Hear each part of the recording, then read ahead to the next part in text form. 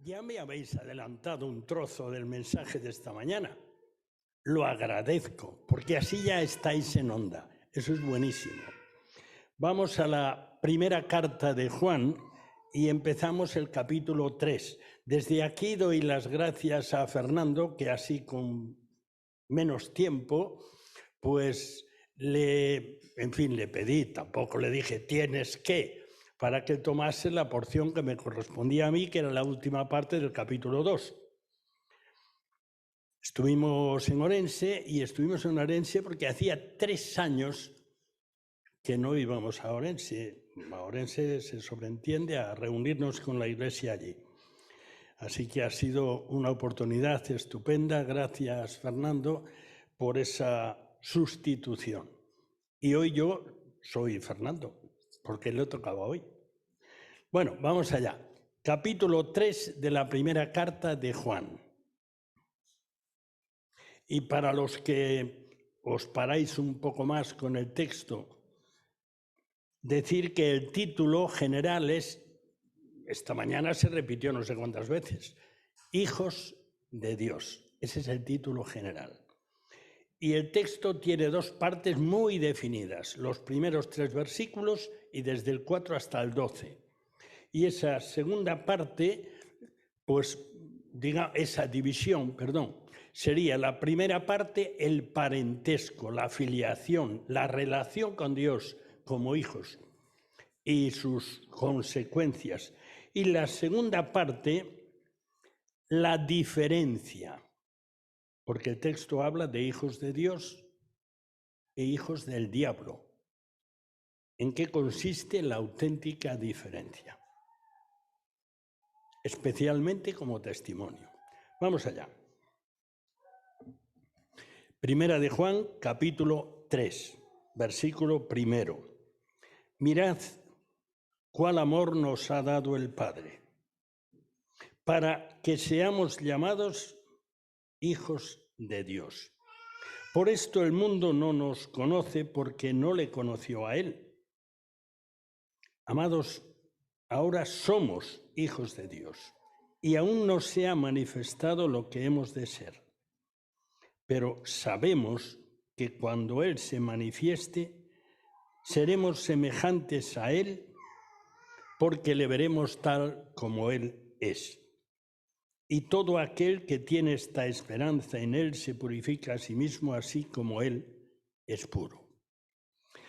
Todo aquel que comete pecado infringe también la ley, pues el pecado es infracción de la ley. Y sabéis que Él, ya sabéis que Él mencionado antes y ahora es el Señor Jesucristo. Y sabéis que Él apareció para quitar nuestros pecados y no hay pecado en Él. Todo aquel que permanece en Él no peca. Todo aquel que peca no le ha visto ni le ha conocido. Hijitos, nadie os engañe. El que hace justicia es justo, como Él es justo. El que practica el pecado es del diablo, porque el diablo peca desde el principio. Para esto apareció el Hijo de Dios, para deshacer las obras del diablo. Todo aquel que es nacido de Dios no practica el pecado, porque la simiente de Dios permanece en él y no puede pecar porque es nacido de Dios. En esto se manifiestan los hijos de Dios y los hijos del diablo. Todo aquel que no hace justicia y que no ama a su hermano, no es de Dios. Porque este es el mensaje que habéis oído desde el principio, que nos amemos unos a otros. No como Caín, que era del maligno y mató a su hermano. ¿Y por qué causa le mató? Porque sus obras eran malas y las de su hermano buenas. Y vamos a repasar, a reflexionar, a meditar en este texto, en esos 2 apartados que mencioné al principio. Versículos 1 al 3, el parentesco con Dios. y versículos del 4 al 12, la gran diferencia. En primer lugar, algo que se desprende de este texto. ¿Somos todos hijos de Dios? Con esto os habéis encontrado y os encontraréis más de una vez. Y seguramente ya sabéis la respuesta. Todos somos creación de Dios, pero no todos hijos de Dios. Ahora, el versículo 10 que hemos leído ahora mismo lo dice de una forma rotunda, no se anda por las ramas. En esto se manifiestan los hijos de Dios y los hijos del diablo. Esto creo que no es difícil entenderlo. En este mundo donde hay tantísima gente, creo que ya andamos cerca de los 8.000 millones, cerca de eso andamos. Hay hijos de Dios e hijos del diablo. No hay una tercera categoría, ni el no sabe no contesta tampoco. O hijos de Dios o hijos del diablo. El versículo 2 dice, amados, ahora somos hijos de Dios. Y quizá nos preguntemos o ya tengamos la respuesta. ¿Y antes de ser hijos de Dios, qué éramos? Sencillamente siguiendo el texto. Yo no me estoy inventando nada que se me ha ocurrido ahora y que es muy brillante para decir. Si ahora somos hijos de Dios, ¿qué éramos antes? El pasaje ha dejado claro que hijos de Dios o hijos del diablo. Así que eso es lo que éramos antes. Podríamos buscar muchos textos, pero entonces no era lo que pretendíamos en esta mañana, que repasar el texto. Pero hay otra cosa que también se desprende del texto. ¿Cómo llegar o cómo se llega o cómo se produce el ser hijos de Dios? Porque no nacemos, ¿o sí? Evangelio de Juan, capítulo 1, versículos 11 al 13. Evangelio de Juan, capítulo 1, versículos 11 al 13. Y dice así, y es un comentario del escritor del Evangelio. A lo suyo vino, y los suyos, es decir, al pueblo de Israel, el pueblo al que Jesús venía, no le recibieron. Mas a todos los que le recibieron, a los que creen en su nombre, y su nombre es no solo su persona, sino su obra, y su persona como hombre y como Dios, a todos los que le recibieron, a los que creen en su nombre, les dio potestad de ser hechos hijos de Dios, los cuales no son engendrados de sangre, ni de voluntad de carne, ni de voluntad de varón, sino de Dios. Y esto está clarísimo, que nos recuerda que la condición de hijos de Dios no la producimos nosotros. Es Dios quien la produce. Ahora, hay un cauce. Ese cauce es reconocer al Señor Jesucristo como el Salvador, como el Dios eterno, reconocer nuestros pecados y creer en Él como único mediador y salvador. Eso es lo que viene a decir estos versículos de Juan. Pero hay otros versículos que nos hacen pensar un poquito más y que están incluidos en lo que se dice en esa definición del Evangelio de Juan, ya que son de Dios, no son resultado de una operación humana.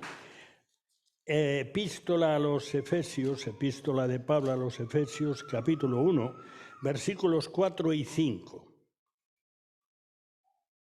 Y dice allí Pablo, según nos escogió en él antes de la fundación del mundo, y esto tiene bastante relación con el texto que Miguel nos decía antes de Jeremías. Para que fuésemos santos y sin mancha delante de Él, en amor, habiéndonos predestinado para ser adoptados hijos suyos, y las dos cosas se mencionaron ya esta mañana, la adopción como hijos de Dios, por medio de Jesucristo, según el puro afecto de su voluntad. Y aquí tenemos algo que inevitablemente es bueno que tengamos en cuenta.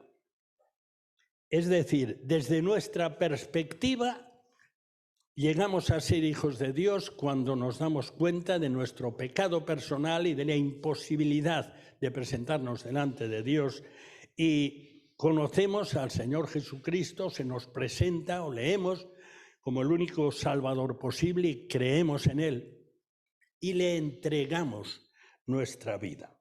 Pero la otra perspectiva, la de Efesios 1, 4 y 5, y aparece en muchos más lugares también, como en ese texto de Juan capítulo 1, Evangelio de Juan capítulo 1, versículos 11 a 13, y es que Dios interviene previamente, es decir, además de haber creído como un movimiento de la voluntad, también somos escogidos. No es el tema para hoy, porque hoy vamos a estar con este texto, pero realmente es algo que merece la pena examinar, porque de la misma forma que pasa con muchas porciones y temas de la Biblia, de la misma forma que hay disparates que se edifican a partir de textos bíblicos, es necesario tener en cuenta toda la revelación de la Escritura para no patinar, pero hay cosas reveladas que están ahí y tampoco podemos apartarlas a un lado. Así que vamos ahora sí al texto seguido. Entonces empezamos, pues, como tiene que ser, por el principio. Y en el principio dice: mirad cuál amor nos ha dado el Padre. Y las referencias al amor de Dios son continuas en los evangelios y en la Escritura desde el principio.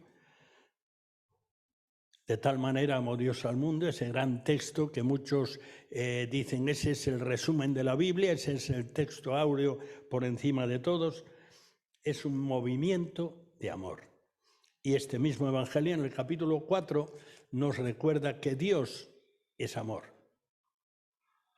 Hay otras cosas que Dios es, pero de una forma muy destacada Dios es amor y misericordia. Gálatas capítulo 4, versículos 4 al 7. Si hay alguien que le resulta mejor leerlo que estarme escuchando a mí, pues levantar la voz y leerlo. Gálatas capítulo 4, versículos 4 al 7, es un texto muy conocido. ¿Alguien se anima a leerlo ahí con voz potente? Gálatas 4, 4.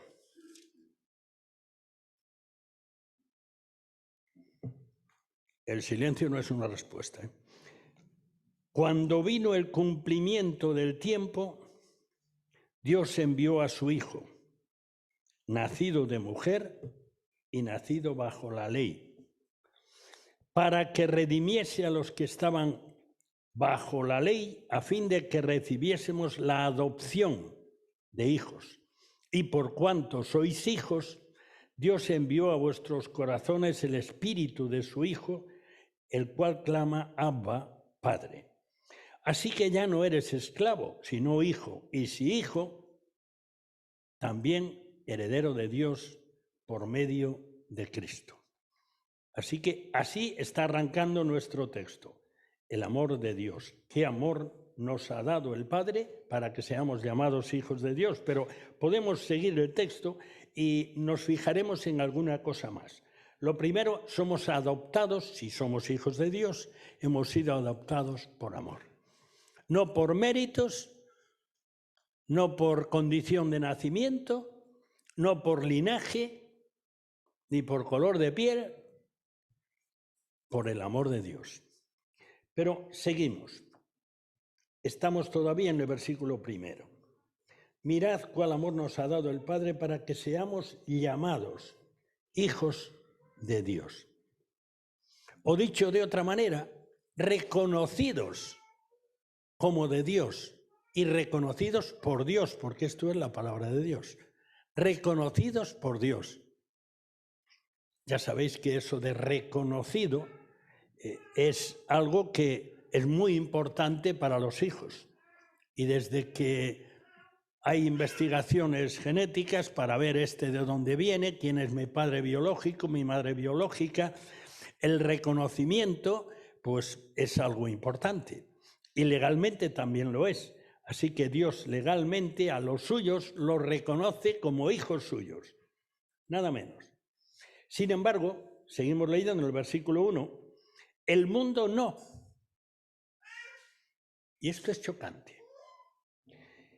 Dice, por esto el mundo no nos conoce porque no le conoció a él. El mundo no nos conoce. No nos reconoce. No solo eso, el mundo se opone a los hijos de Dios de la mismísima forma que se opuso a Jesucristo. O sea, si vamos hacia atrás y nos quedamos en el final de su historia antes de ir a la cruz, vemos a alguien que en toda su vida nunca hizo nada malo para la sociedad, para sus convecinos, para sus gobernantes. Nunca, nada. Incluso se preocupaba de pagar los impuestos. Hizo bienes tantos que Juan dice hacia el final de su evangelio que si los escribiese todos, pues que eso iba a ser una enormidad de libros. ¿Y cómo es posible que hubiese un movimiento tan importante en contra suya, de rechazo? Pues seguramente por el último texto de nuestra porción de hoy, por lo mismo. ¿Por qué Caín estaba cabreado con Abel? Pues muy sencillo, porque el comportamiento bueno de Abel resaltaba muchísimo más el malo suyo. Y quitándolo del medio, pues ya no había comparación. Pues esa es la idea. Y así a lo largo de la historia, el pueblo cristiano ha sido el más perseguido sobre la tierra. Y sigue siendo así, por la misma razón. Y si somos fieles en la proclamación de nuestro mensaje, más todavía. Y seguimos. Versículo 2. Y en el versículo 2, como acabamos de ver, se nos dice, ahora, amados, ahora somos hijos de Dios. En toda la carta de Juan, el lenguaje del amor es muy sobresaliente. Y aún no se ha manifestado lo que hemos de ser, pero sabemos que cuando Él se manifieste, seremos semejantes a Él. Esto se corresponde con otros textos importantes. Por ejemplo, Filipenses capítulo 3, carta a los Filipenses capítulo 3 y versículos 20 y 21. Dice aquí el apóstol Pablo, mas nuestra ciudadanía, si somos hijos de Dios, se sobreentiende, está en los cielos. Dentro de unos días, si Dios quiere, recibiremos unos nietos de una prima carnal de Eunice, que son de Argentina y que están viajando por Europa y vendrán a vernos allá después de mediados de mes. Y ellos vienen con pasaporte español, o sea que son ciudadanos europeos, mientras esta Europa no se desarme, que cualquiera sabe. Pero de momento ellos pueden viajar por toda la Europa comunitaria. Yo soy europeo. Bueno, pues esta es la idea de Pablo al final de este capítulo. Nuestra ciudadanía está en los cielos, de donde también esperamos al Salvador, al Señor Jesucristo, el cual transformará el cuerpo de la humillación nuestra, este cuerpo de las enfermedades, de las dolencias, del cansancio, de las lágrimas, de la muerte, para que sea semejante al cuerpo de la gloria suya, por el poder con el cual puede también sujetar así todas las cosas. el futuro de los hijos de Dios. Hay otro texto más, pero el reloj va avanzando y yo no quiero que me atropellen a mí. Así que es lo mismo que dice Juan aquí, o sea, no es dicho de otra manera, ampliado. Juan dice, sabemos que cuando Él se manifieste, cuando el Señor venga, seremos semejantes a Él. Se refiere a su aspecto glorioso, como nos aparece, por ejemplo, allí en el capítulo 1 del Apocalipsis, o en la transfiguración. Pero lo que dice Pablo en Filipenses 3:21 es un poquito más. Ahora, todo esto está escrito ahí para que lo sepamos, pero también está escrito ahí para ser un potenciador de nuestra confianza y de nuestro testimonio. Porque el versículo 3 dice algo que después vamos a tener que volver a algo ahí, porque tiene que ver con la segunda parte de este texto. Y todo aquel, cualquiera, que tiene esta esperanza en Él, es decir, que es hijo de Dios, se purifica a sí mismo así como Él es puro. Y creo que esto hace falta repasarlo un poquito, analizarlo. Todo aquel que tiene la esperanza, y en este caso ya sabéis que la esperanza cristiana, y se habrá dicho muchísimas veces, no es como la esperanza en este mundo. La esperanza en este mundo es que mañana, que es lunes, pues yo espero que siga haciendo sol como hoy, y a lo mejor llueve, por ejemplo. O espero que el próximo fin de semana, que en nuestro caso pues tenemos que estar en Villares, lo habitual era el segundo, pero por los cambios era el tercero, pero allí vamos a tener una tarea especial para ayudar en una actividad que hay en Villar, pues esperamos que esté buen tiempo, porque si no se desluce. Pero la esperanza a la que se refiere este texto no es así. Tenemos la seguridad, porque no está avalado por el desarrollo del clima ni del tiempo, sino por el autor del clima, del tiempo, de la Tierra, del universo y de todo lo que podamos imaginar, de todo lo que existe, visible e invisible. Ese es el que avala esto. No es un tal vez, es un seguro que, es una certeza. Así que cuando dice Juan aquí que todo el que tiene esta esperanza en Él se purifica, entiendo, a la luz de lo que sigue después, entiendo que lo que quiere decir Juan aquí es muy sencillo. Si reflexionando en lo que somos por la gracia y por el amor de Dios, nos damos cuenta que ya, aunque tengamos el DNI de aquí, de este país o del país que sea, pertenecemos al reino de los cielos. Allí está nuestro pasaporte, allí está nuestra identificación.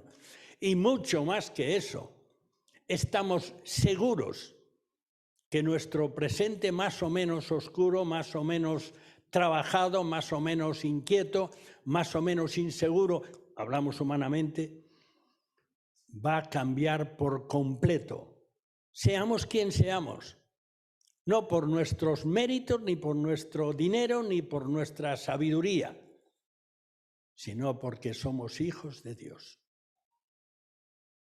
Esto debiera estremecernos y hacernos mirar a lo que sea a nuestro alrededor, a lo que pase, y a veces pasan cosas muy gordas, con confianza y con algo más que confianza. ¿Por qué os creéis que los primeros cristianos que eran llevados allí a ese monumento que hoy se visita tanto, el Coliseo de Roma, el gran circo, donde era durante bastante tiempo, la diversión principal era ver quemar o o ser mutilados por las fieras o por los gladiadores, los cristianos, ¿cómo es posible que aquellos cristianos cantasen? Es porque lo veían allí ya a un paso. Dice, este es el pase para irme ya, para la gloria, para el futuro que Dios tiene preparado para mí, que en conjunto no lo sabemos. Sabemos detalles grandiosos que nos estimulan y nos animan. Por eso Juan dice aquí, se purifica. O sea, día a día, conforme lo vamos reflexionando y pensando, influye en nuestro comportamiento como hijos de Dios. Y pasamos a la segunda parte del pasaje, la que empieza en el versículo 4 y termina en el versículo 12. Iremos un poquito más deprisa, porque estos detalles que hemos estado viendo son básicos para el desarrollo que sigue después. Comenzamos entonces esta segunda parte. La diferencia de los hijos de Dios. La relación con el pecado. Esa es la gran diferencia, como vamos a ver. Versículo 4. Dice, todo aquel que comete pecado infringe también la ley, pues el pecado es infracción de la ley. El primer maestro de principios de teología que tuve, siendo yo todavía un chaval, una de las definiciones que me dejó fue la de la persona de Cristo y la otra fue la del pecado. Y bueno, yo creo que ha sido, gracias a Dios, que se quedó ahí, pero se quedó ahí y hace muchos veranos. Dijo, mirad, pecado es todo movimiento de la voluntad humana en contra de la voluntad de Dios. Y si repasamos los 10 mandamientos, a veces esto nos parece que está anclado allá en el pasado, pero en el Nuevo Testamento aparecen de nuevo. Y el Señor Jesucristo hace una síntesis y dice que en realidad son 2 grandes mandamientos. El primero es Dios sobre todo y el segundo es el prójimo para amarle como a uno mismo, y no dice si el prójimo es bueno, es guapo, es rico, es amigable o es familia. El prójimo son todos los demás. Así que el pecado es el obrar y el pensar en contra del decálogo, en contra de la voluntad de Dios expresada allí. Y seguimos. Versículo 5. Y sabéis que Él apareció para quitar nuestros pecados, y no hay pecado en Él. Cuando Jesús fue presentado en Jerusalén, fue presentado por Juan, que dijo, ahí está el Cordero de Dios que quita el pecado del mundo. Y seguramente ya habéis entendido, o ya habíais pensado, el Señor Jesucristo, el Cordero de Dios, porque Él fue ofrecido, se ofreció voluntariamente en sacrificio para pagar por los pecados de todo el mundo. Pero también sabéis que su sacrificio solo es eficaz para los hijos de Dios, para los que creen en Él. Para el resto no es eficaz. Vamos, que no lo aprovechan. El sacrificio es válido porque Él es infinito y su sacrificio tiene valor infinito. Y esto, naturalmente, se relaciona con todo nuestro texto, hijos de Dios e hijos del diablo. Hay mucho que reflexionar aquí. Ahora, versículos 6 y 7. Todo aquel que permanece en Él no peca. Todo aquel que peca no le ha visto ni le ha conocido. Hijitos, nadie os engañe, el que hace justicia es justo como Él es justo. Ahora, fijaros en ese todo aquel repetido 2 veces. Todo aquel que permanece en Él no peca, todo aquel que peca no le ha visto ni le ha conocido. Y aquí se nos plantea un problema grave, si no entendemos bien el texto. Y después veremos algo más acerca de eso, por ejemplo, en los versículos 8 y 9. Pero, ¿qué quiere decir esto? ¿Hay alguna persona en los tiempos del Señor Jesucristo, en los tiempos de Juan, cuando él escribe su carta al final del primer siglo, o en nuestros días, siglo XXI, ¿hay alguna persona que nunca peque en este mundo? Bueno, pues todo aquel que permanece en Él no peca. Todo aquel que peca ni le ha visto ni le ha conocido. Esto hay que entenderlo de alguna manera, si no quedamos atrancados aquí. Capítulo 1, versículos 8 al 10, que ya hemos visto en su día y seguramente esto ya ha sido dicho. Si decimos que no tenemos pecado, nos engañamos a nosotros mismos y la verdad no está en nosotros. Y Juan se está incluyendo con los receptores de su carta. Si decimos que no tenemos pecado, nos engañamos a nosotros mismos. Nos estamos contando un cuento. Es mentira. Pero sigue diciendo este texto que sí de ese muchas veces nos acordamos. Si confesamos nuestros pecados, si reconocemos que hemos pecado, Él es fiel y justo para perdonar nuestros pecados y limpiarnos de toda maldad. La limpieza diaria o la limpieza en el día a día. El versículo 10 profundiza en el tema. Si decimos que no hemos pecado, le hacemos a Él mentiroso y su palabra no está en nosotros. Entonces, ¿qué pasa con esta declaración tan rotunda del versículo 6 y del 7, pero el 6 especialmente? Todo aquel que peca no le ha visto ni le ha conocido. ¿Qué pasa aquí? ¿Hay una cosa cierta y otra falsa, o lo segundo se puede interpretar a la luz de lo primero? Bueno, el apóstol sigue diciendo, versículos 8 y 9, el que practica el pecado es del diablo, porque el diablo peca desde el principio. Para esto apareció el Hijo de Dios, para deshacer las obras del diablo.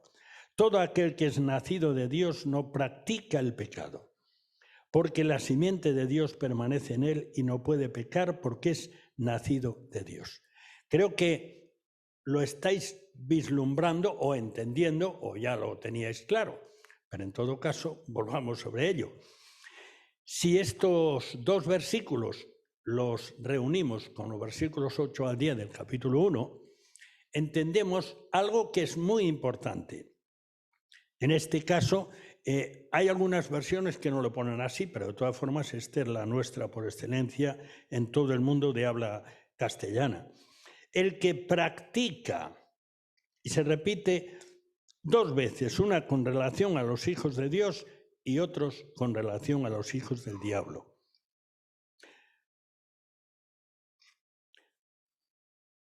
Así que el que practica el pecado es del diablo. Versículo 9, todo aquel que es nacido de Dios no practica. Entonces, la manera más sencilla y que se ajusta al texto, a este y a muchos otros, pero es que solo tenemos este hoy delante, es que la continuidad de una vida de pecado demuestra que quien vive así, aunque lo diga, no es hijo de Dios.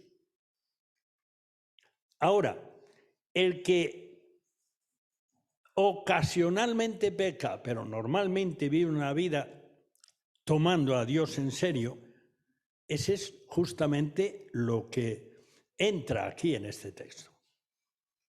Es decir, como Juan dice rotundamente en el capítulo 1, si alguno dice que no peca, es mentira.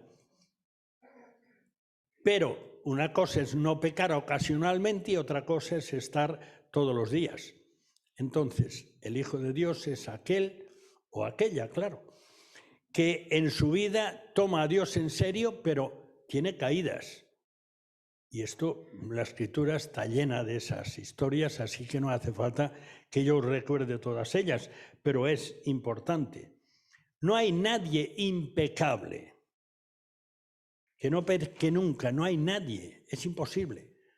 Estamos vestidos con una naturaleza pecaminosa y vivimos en un mundo dañado gravísimamente por el pecado y somos empujados todos los días. Nuestra única defensa es estar embebidos en la palabra de Dios y no en la última serie de cine o de música o de lo que sea, o de deporte. Seguro que hoy hay muchos mirando la final del Abierto de Madrid con ese fenómeno de un sitio en el cual hemos vivido un tiempo, allí en los alrededores de Murcia. Nosotros vivíamos al lado del Palmar, de donde es este muchacho, el Alcaraz. ¿Y de la palabra de Dios? Es que realmente no es solo lo que yo hago. Sabéis, lo sabéis perfectamente, y en siempre, pero en los últimos tiempos más, lo de recomendarnos la buena dieta para estar sanos, para estar fuertes, para que tenga omega 3 y omega 5 y omega yo qué sé, porque cada día va apareciendo algo nuevo, para animarnos y para vender algún producto específico, ¿no? Bueno, entonces nos dicen que ya hay un dicho muy antiguo, lo conocéis todos, de lo que se come se cría. Si comemos mucha grasa, pues criamos grasa. A ver, ¿qué vas a pedir? Si comes más sano, pues no crías tanto. Y si además haces un poco de ejercicio, pues, en fin, se nota, es bueno. Bueno, pues, ¿qué pasa con el día a día? Con el día a día de ir creciendo en el conocimiento de Dios e ir creciendo en santidad. Dios nos ve como santos, porque estamos bañados en la sangre de su Hijo. Pero en nuestra vida diaria, nosotros vamos, si somos llevados de su mano, si Él es nuestro maestro diario y la Escritura nuestro alimento, vamos progresando, nos vamos purificando, como dice en el último versículo de la primera parte, en el versículo 3. Todo aquel que tiene esta esperanza en Él se purifica a sí mismo. Ya que lo he mencionado, porque en estos días sacudió las redes, ganándole al famosísimo Rafa Nadal y al famosísimo Nole, el número 1 del tenis en el mundo, pues seguro que este muchacho tiene delante de él, por llegar a ser él el número 1 del mundo en 4 o 5 temporadas o en 6 meses, o yo qué sé, lo que él piensa. Y a veces pensar mucho estropea el hacer. Pero si nosotros cada día, este versículo último de la primera parte, más bien el versículo 2, sabemos que cuando Él se manifieste seremos semejantes a Él. Todo aquel que tiene esta esperanza en Él se purifica. ¿Pensamos en eso o lo que domina nuestra mente es otras cosas? En la medida en que eso domine nuestra mente, pues va a frenarnos muchas veces de pecar. Y nuestras vidas irán ajustándose cada día más. Nadie nunca podemos llegar a la perfección, pero podemos progresar. Y de eso se trata. Hay un final muy interesante. El versículo 11, el versículo 10, en esto se manifiestan los hijos de Dios y los hijos del diablo. Todo aquel que no hace justicia y que no ama a su hermano, no es de Dios. Y su hermano puede ser, en este caso, que Juan se está refiriendo a miembros de sentarse o de estar de pie de la Iglesia, pero que no eran hijos de Dios. O puede ser que se refiere a cualquiera que lea este texto y que no tenga nada que ver con una iglesia. Pero yo pienso más bien lo primero. Porque este es el versículo 11, es el mensaje que habéis recibido desde el principio, que nos amemos unos a otros. Y el mensaje dice más todavía. Si me acompañáis al capítulo 6 del Evangelio de Lucas, Lucas capítulo 6, os vais a encontrar con algo que yo recuerdo en una ocasión, igual lo he mencionado porque a mí me impactó muchísimo, que estábamos estudiando el Sermón del Monte y hubo alguien de los que estaba en el grupo que dijo, bueno, mira una cosa, si esto nos lo vamos a tomar en serio, va a haber que arrancarle algunas hojas a la Biblia. Evangelio de Lucas, capítulo 6, versículos 35 y 36. Y tienen que ver con el texto que hemos estado leyendo, con este versículo que hemos leído ahora. Todo aquel que no hace justicia y no ama a su hermano no es de Dios, porque este es el mensaje que habéis oído desde el principio, que nos amemos unos a otros. Lucas, capítulo 6, versículo 35. Amad, pues, a vuestros enemigos. No dice, podéis llegar incluso, no, dice, amad. Es un mandato del Señor. Y haced bien y prestad, no esperando de ello nada, y será vuestro galardón grande, y seréis hijos del Altísimo, porque Él es benigno para con los ingratos y malos. Y vuelvo a repetir lo de hijos. Versículo 36. Sed pues misericordiosos, como también vuestro Padre es misericordioso. Y ya sabéis que la misericordia esencialmente es tener compasión del que no lo merece. Y ahí se termina nuestro texto, aunque hay un versículo que yo no voy a decir nada de él, porque creo que ya lo hemos tenido delante, pero el versículo 12 dice, no como Caín, que era del maligno. Propiedad de Satanás. Como veis, los extremos no pueden estar más distantes. Hijo de Dios o propiedad de Satanás.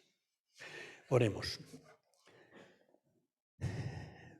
Padre nuestro, acudimos a tu presencia en esta mañana impactados por lo que supone nada menos que ser tus hijos. Señor, te damos gracias porque es por amor, es por gracia. Ni lo hemos ganado, ni merecido, ni jamás lo mereceremos. Te damos gracias porque por tu amor podemos llamarte papá. Gracias. Ayúdanos a centrarnos en reflexionar en ti, en tu obra y en tu palabra, para vestir nuestras vidas de progreso en santidad cada día y de amor hacia aquellos que nos rodean y que están en propiedad del maligno. Ayúdanos a verlos con amor, con compasión, para poder transmitirles tu ayuda. Despídenos con bien y con el recuerdo, la memoria de lo que hemos estado reflexionando en esta mañana. Lo pedimos en el nombre del Señor Jesucristo.